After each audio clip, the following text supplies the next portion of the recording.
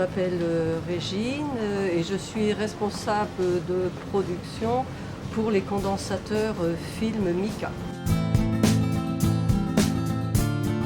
J'ai fait mes études préscolaires donc en Afrique, à Dakar et à Abidjan, jusqu'au DUC de physique-chimie. Et puis j'ai intégré une école d'ingénieur chimiste à Bordeaux en 1975.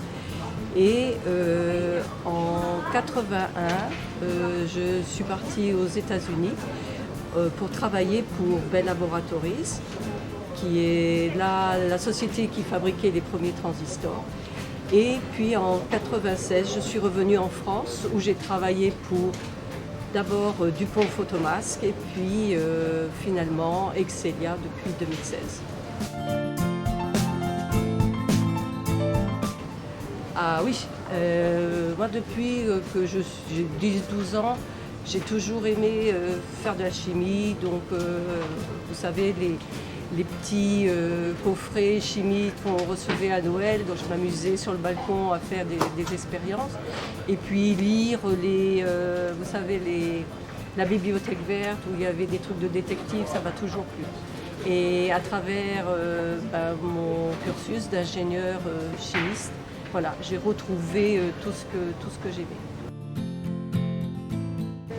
Ah, des anecdotes, oui, parce que quand même, j'en ai quelques-unes, parce que je vais bientôt partir à la retraite quand même. Donc, je dirais que la première anecdote, c'est quand j'ai commencé, une fois je me promenais dans les couloirs de Bell Laboratories et quelqu'un m'avait fait la réflexion que j'avais du vernis à ongles sur les pieds. Et donc, ils n'avaient jamais vu ça, un ingénieur qui portait du vernis à ongles. Donc pour vous dire qu'on revient de loin. Et une autre chose, peut-être une autre anecdote, c'est pas une anecdote, mais en fait c'est juste une conception de vie, parce que comme vous avez vu, bon, j'ai vécu à droite et à gauche. Et en fait, les différentes décisions de vie, comme me disait un de mes boss quand j'étais aux US, on peut mettre, même si on est ingénieur, le pour et contre de faire quelque chose.